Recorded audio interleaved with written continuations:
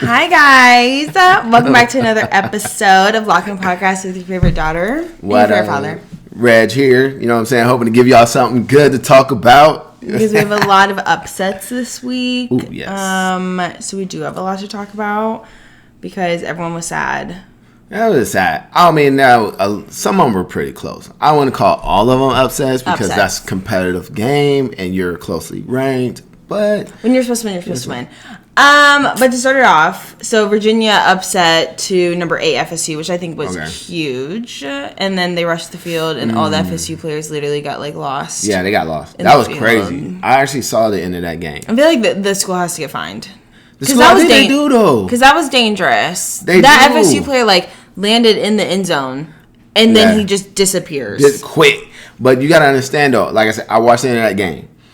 They were lining up with about 5 minutes to go in the fourth quarter. They thought that game was over. They did. And for FSU to come back, do what they do to make it, you know what I'm saying, a good close match game. And make it close. Overtime. But props to the security guards, you know what I'm saying, y'all did your thing because that end zone, was loaded. They were waiting. I'm telling you, that was a good game. It's just what are the odds you get the winning moment where the students are? So on that end, yes, wilding. And some dude fell.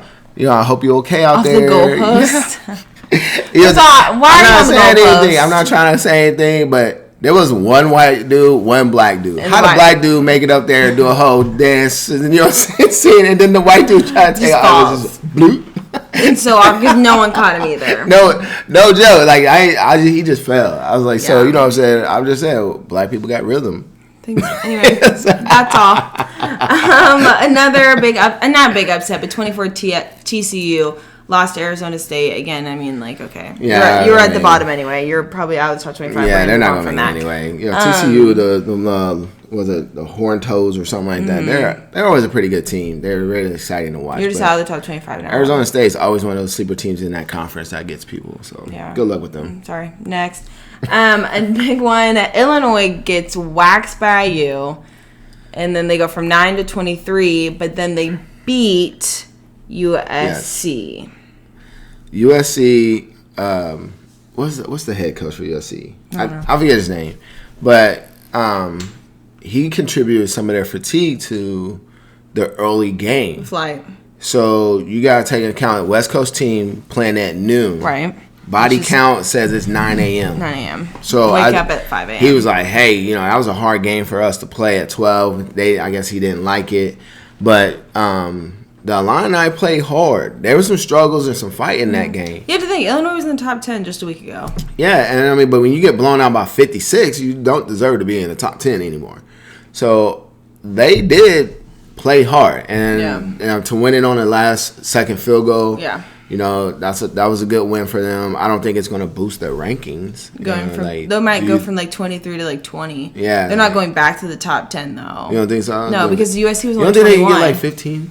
Yeah, maybe. But USC was only 21. It's not like it was that deep. If USC would have been higher, then it would have helped them. So I guess that makes sense. Because, so that makes sense because that's not really an upset then. No, if you're 21 and 23. 23 and 21. It's not really They're basically just fighting for who's going to be 20.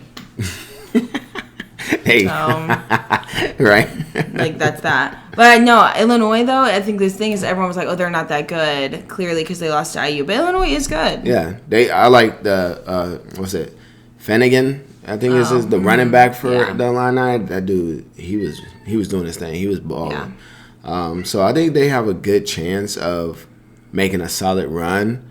At least for the Big Ten championships or whatever, one of those. But I don't know. It's gonna be. They have to win out, and a lot of people still have to lose. I think for you got waxed. It's not like that IU game was close. Bad. No, you got worked. Yeah, respectfully.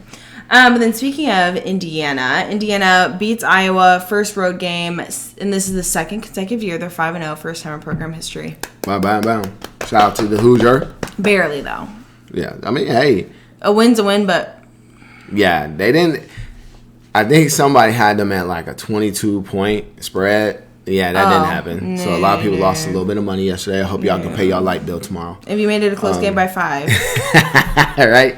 But that was a good game. I saw the majority of that game. And very defensive game. Yeah, and some people hate that, but I like it. You know what I'm saying? I like to have a defensive game because that means both sides are playing well. Yeah. The Hoosiers had to do a lot.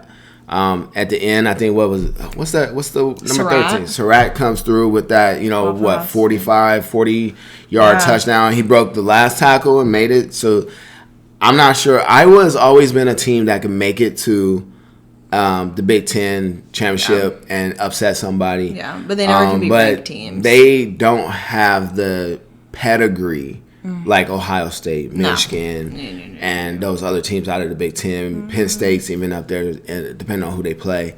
That Iowa doesn't get a lot of respect. You know what I mean? To what they can do, in my opinion. Yeah. But their defense is always legit. Defense was strong. They were working. Their coach, I forget his name, but he just, I think he's at 500 wins. Yeah, so most winningest coach in the Big Ten. So, I mean, obviously doing something right for a very long time. Don't let him go. Seriously, he ain't going nowhere. He's going to be there forever because he must be getting it on the cheap, too. Because, you think about, all the other SEC coaches that get paid, they may get, $10 million. He probably getting one. And a half. But you know what I saw, though? There's a children's hospital right next to the Hawk. I didn't even notice that, but I guess it's a tradition that they wave. Very good shout out. That's hard. They look up to the hospital and wave to the kids. Yeah. But the Hoosiers are actually getting some crap about it because they didn't wave. Come on, Hoosiers.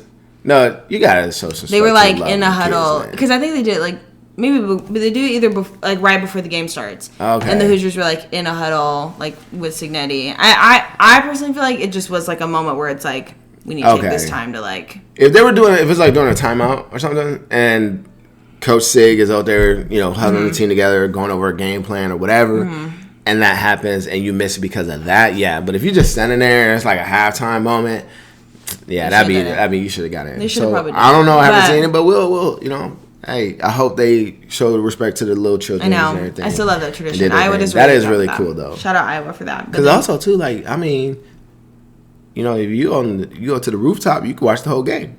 You know what I'm saying? Be literally. Great views. Great views. I hope the kids got a great view and watch the game from, what I'm saying? And the staff, y'all keep on doing y'all hustle and everyone, That's a fun Saturday. Yeah, that was a good one. Yeah. But on another note, Ole Miss. Okay. I like Ole Miss. So 13 Ole Miss. They beat number 4 LSU. People are saying that LSU shouldn't have even been in the top 5 anyway. LSU, since Daniels, when we've talked about this previous episodes, is they're always there, but they never are in it. No. You know what I'm saying? Ever since Jerbo and them left. Yeah, that was their last championship where they had a stacked squad. Yeah. Right? 2 NFL wide receivers, starting quarterback. Jefferson. You know what I'm saying? Chase was in the game on that one. So then, ever since then, they've been a good enough team, but never someone you they can make it all the way. Yeah. So my question is, how long do you keep Coach Brian Kelly since you've been there for 5 years? You always catch an L on opening day. I think he's 0-4 opening day, right? So your very opening game, you get him, right? Your big games, because this would have been a big game against Ole Miss, right? Yeah, Ole Miss 13, you're number 4. Yeah. Right, and you get beat. You know what I'm saying? It's that was painful. How long do you think he's going to last? Would you let him finish the season? Start another 0-5 season? I mean, just finish the season. Yeah. Well, because it's your first loss. I don't think LSU will go out the top 10. Yeah, I mean, if you think about it, number 3, number 4, number 3, number 4, and number 5 all lost. So what? Now they're all out. Nah. Exactly. Nah. So who lost the worst? LSU only lost by 5. Okay, so stay at 8. Find an 8. See who can jump up from. Who's your swap? Who's your swap? How about that? IU goes to 4. Think that's too far? I feel like you got Penn State. That we'll get into that one. Penn State lost. We can get into that. Number 6 Oregon beat number 3 Penn State. So Oregon and Penn State should definitely swap. Switch. Ohio State still won. Ohio State, is staying at number 1. So they beat Miami. Miami's fine. They're staying where they are. Right. So then you could do. So you can do number 1 Ohio State, number 2 Miami, and then that leaves 3, 4, and 5. That's a good. So that's a good one because then you go Well, you just drop everybody down and bring the Hoosiers up. Bring up who was number 9? Bring the Hoosiers up. Was it No, it's not Texas A&M. Number 9. Who is number 9? I don't remember. But yeah. Oh no, Texas is number 10 though. Texas go up then because they just won. Mm-hmm. They won yesterday. So yeah, you can have a good opportunity to have some shuffling and see what goes on from there. And you know what I'm saying. But I don't think you switch the whole top 10 because Penn State didn't lose bad. No, they didn't. But Oregon's good. They always good. People sleep on how good Oregon's been good the last few years. They beat them in a home night game whiteout. Yes, the whiteout games are hard. But did you see that I think it was Bleacher Report posted what Oregon did with their O-line? And so, like, I think it was like the safety would turn around, look at the quarterback, wait for a signal, tap the O-line. Then the O-line taps the person next to him. They all tap the people next to it. And they do, like 3 beats or something because they can't hear. Yeah. So it was like a touch system. That's hard. And so it was like right when they snapped the ball, you see like all of them tap each other. And then it like because they can't hear the quarterback clap. Oh, so they went on silent counts. So it was brilliant. Yeah, and it worked. They was in the game. I mean, that was a tough game. I saw the last half of it. Oregon was up by 14 going into the fourth. Yeah. Penn State comes through them. They played hard. I think the turning point was Penn State finally started using their quarterback Allaire as a runner. Yeah. Because when they just run downhill, them Ducks was quick. But what's crazy is that overtime, Oregon threw an interception. Yeah. To Penn, and then Penn gets the ball back, and then Penn threw an interception and called the game. I'm like, damn. So both quarterbacks just trashed. No, that was tough because they had to go for 2 though. Yeah, so they did have Ducks, to go for 2. They go to second overtime. Ducks go for 2. Interception. But it's going to Penn State ball regardless. Right. But then boy comes out and touchdown. They played a perfect zone drop. Linebacker drops, he falls right into the zone, catches it. You know what I'm saying? Like it was a perfect defensive call from what I saw. Yeah. But that was a great game to be watching. And even the whiteout, it was still loud all the way to the end. So loud. Imagine this storming that field. Man, that would have been wild. But that's what I'm saying. Like, would you even storm the field though? Like, do you storm the field if you're number 3 and you beat number 2? Why are you storming the field? Right. Yeah. My thing is these teams that are like somebody who was it? Oh man, it was like no ranked team. And they beat someone that was like 24. I forget who it was. Like Boise State or somebody. They ended up winning. Yeah, Arizona State beat number 24 TCU. You stormed the field. I'm like, dog. You just want to storm it. Yeah, at that point, shout out to the kids. Do y'all thing. Y'all just wanted to do something. You know what I'm saying? But like that's not a top 10 win that requires you to go crazy. Literally the only time I would storm the field is if I'm like if it's like about to be the playoffs. This is the last game for the playoffs, and it's like this is gonna get us in, or this is gonna get us we out. Want someone this season. You know what I'm saying? Like you said, we want to get to number 1 and we beat them, and now they're out. Like or something rock like the field, that. Rock the field. But you have no right to rock the field. Like, if you're ranked closely to each other, you should not be rocking the field. If you're unranked and you beat top 10, I feel like that's a legitimate reason to go ahead have a ham moment on the field. Or but what about number 17 Alabama upsets number 5 Georgia? They're both ranked, but that's like a huge rivalry. Yeah, but that's a respect game. They know first of all, Bama has no other pro football team or basketball team in the state of Alabama. So the Tide has one thing to celebrate: whooping everybody else. Always. You know what I'm saying? It's like, so for that, I don't see 17 beating number 5 Georgia as a storm the field moment. I do see all the dogs being upset because the bragging rights is going to be on. Because you're supposed to win that what's game. That side note you mentioned with Smart? Kirby Smart's win record. 1-7 against Bama. So.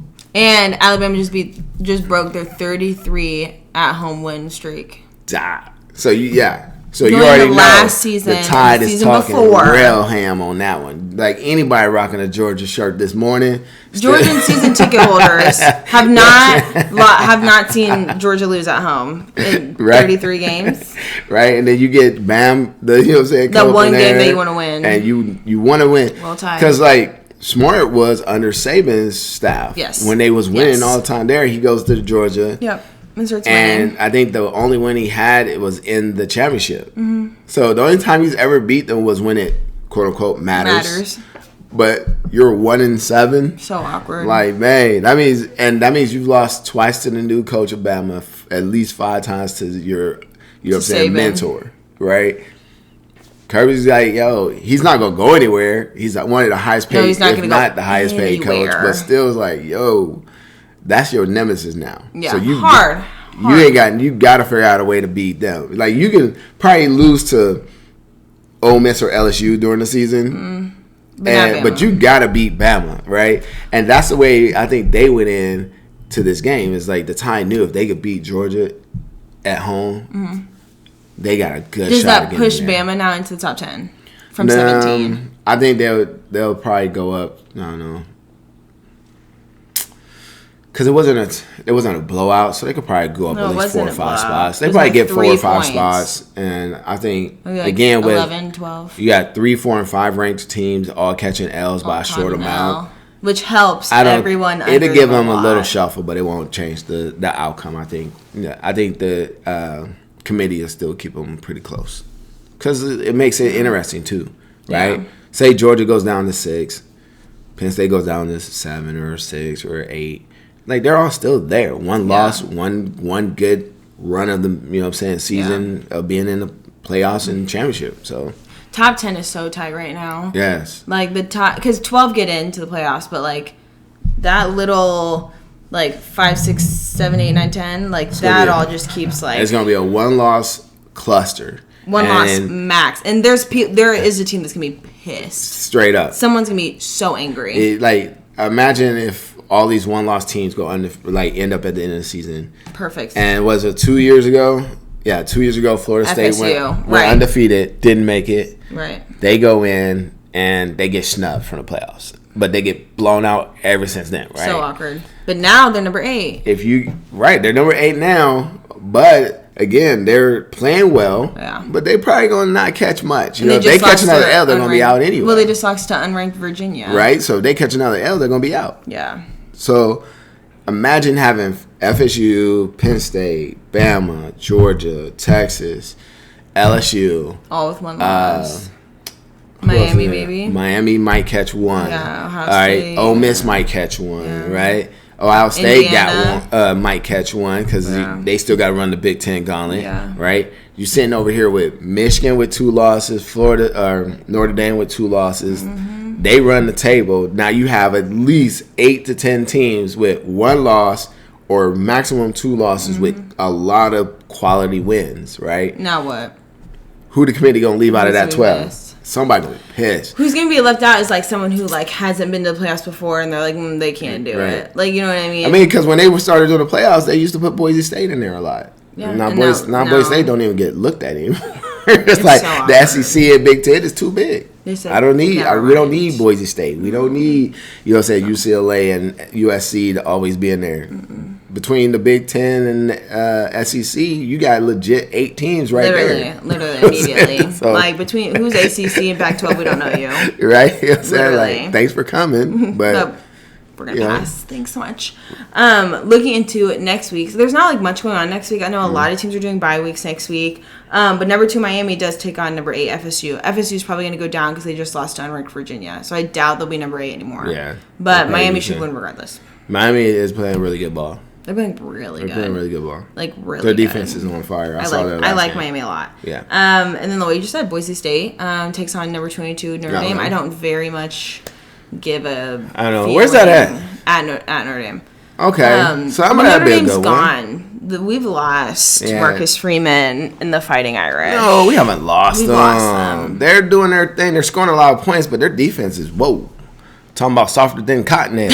You know what I'm saying? So, we've lost them. You know what I'm saying? Y'all need to figure it out. But I think they have a chance. They have a chance, yeah. Boise State's not ranked. Boise State's still good, though. Like, don't sleep on Boise State. Notre Dame has shown, like, some strength here and there. I'm not giving up on my man. I like him. But that's what's exciting for next week, college football. NFL, not much going on. Games start actually today, going into the next week. But everyone's going to be looking at how Russell Wilson will be sitting on the bench. And Jackson Starr, Old Miss QB from last season, is now starting. And it's interesting, I said, starting the remainder of the season. Not just we're testing it. Like Russell Wilson's out. He's the future. But then why are we signing Russell Wilson still? Because you figure Russell can give Dart some of the knowledge and insight of the game. Mm-hmm, but you also have Jameis Winston over there. And Jameis Winston seems to be a pretty good, person that is also probably teaching him he's just there to have fun. Right? Jameis Winston, literally, wherever he goes, he's having a good time. He's always looking like he's happy. Yeah. He's always looking like he's doing something. He's probably oh, you want to pay me $1 million, $2 million? Okay, fine. Sure. I ride the bench for $2 million. Yeah. You know what I'm saying? I think Russell showed a flash in one game, but that he could against the Cowboys. One time. I saw the preseason matchup. Yeah, with Jackson Dart starting. Dart brings another level of energy to the team. Good. All right. Mm-hmm. There was a play where the last play, it was a play against was it not Arizona? That was the other. That was Tampa. Oh, who was it? The Giants were playing someone a couple games ago, and Russell threw a ball to the end zone. It was a little bit underthrown, but Neighbors didn't even jump for it. Didn't even try. That boy literally already had his hands down to the side before the ball got there. It was just like, man, show. You know what I'm saying? Like, the energy is going. He does not want nothing to do with that boy. Yeah. So with Dort in the preseason, he wasn't even on the field, and he's out there high-fiving, chest bumping. And they need Neighbors to be right. You know what I'm saying? So your number one guy needs, if that's the juice he gets from Dart, then you got to roll. You got to do it. I agree. Roll with it. I agree. I like Jackson Dart. I don't like his political views, but I do like him. No, I don't know about on the field, but on the field, his energy from what I saw in the short games he had before he got injured last year, and what he did in the preseason. He's gonna do, rookie things, right? Sophomore things, which is fine. But again, if it brings energy to the team, brings energy to the franchise, put him in there, and just ride the wave, right?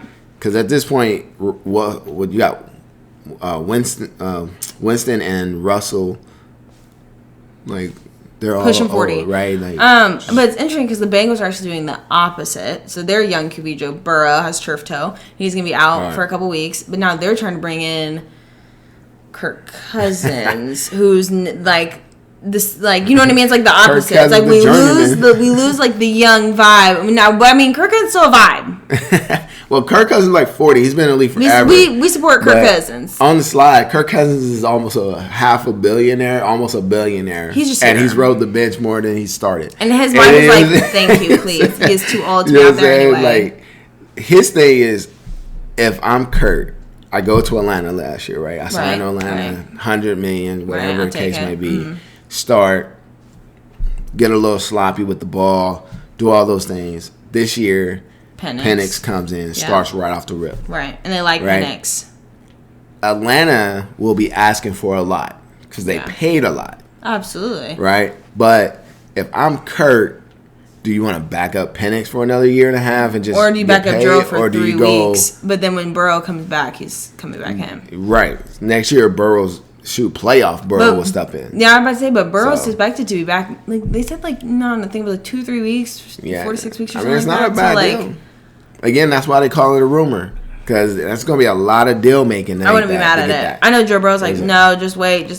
Right. But Joe, man, like he's been hurt 4 out of 5. Gosh, he gets hurt so much, doesn't he? So like he's always hurt, and then they don't do anything with the offensive line. Mm-mm. They pay Chase, they pay Burrows, they pay Higgins, and then they're like everybody else. So it's where's the rest of the money coming to protect him? Yeah, right. Because offensive linemen don't come cheap either, not the good ones. Yeah. So I think the Cincinnati Bengals gonna have a lot to think about. Yeah. Going on into the future. So how did you feel about your Lions game last week?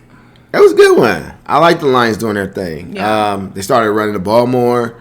Got back into the fun chemistry of the flea flickers, wide receiver pass, things like that. I think it was a good one. I like the Lions. I feel for Derrick Henry because he is a beast. But 3 fumbles, fourth quarter, 3 games. So he's 3 for 3. You know what I'm saying? 3 for 3, but that's not a good stat. It's not the stat you want. No. To be 3 for 3 in the fourth quarter, letting the ball hit the ground and not getting it back. So I expect that, the Lions can have some fun with that. They can bounce back. And the Ravens will always be good. They have Lamar. As long as they got him, they're always contender. They'll be fine. It's like, but I should have looked it up. But there's like 3 overseas games. Yeah, they're in Berlin this morning. This morning they're playing in Berlin. The Steelers are. Oh, okay. Well, too. But it's like a 9:30 a.m. Is that too early for me? 9:30 a.m. football starters. That's for the fans. That's for like the diehards and like people that went to Berlin. I'm like, good for you, man. Hey, take that trip. I've never been, but I heard it looks pretty on the magazine. I think it's super cool that they're doing overseas. I think it's super, super, super cool. But there you go. Yeah. Ooh, that'd be cool. If y'all want to subscribe, like, share, endorse, promote, so we can go to Berlin next year. And like maybe one of you can go, like we don't know, but like we should go. Right? Just let us know if you want to see us in Berlin. Straight up. For a game or for not one. For either one. However it works out. Yeah. Next week, college football will continue, and that mark like we're almost halfway through the season. Ooh, quick. Like so, man. Like. Yeah. All right, get on it. NFL's gonna keep wrapping up as it always does, but I feel like NFL's boring until it really gets to like the games that really matter if you get in the playoffs. That's just me personally. I'm like, okay. All right, whatever. All the games matter. But college football is great, and even like golf's happening. Like, there's just a lot going on right now because we're clinching on to the good weather. The Europe beat the mess out of the U.S. team in the Ryder Cup. It's really awkward. Yeah, it's pretty bad. But we'll keep giving you guys all the content, all the info as usual. Like, subscribe, just like Dad said. Keep following us on TikTok, Instagram, YouTube, Apple Music, all the things, and we'll bring you guys content more next week. Well, thanks for joining. We'll see y'all. Bye, guys. All right.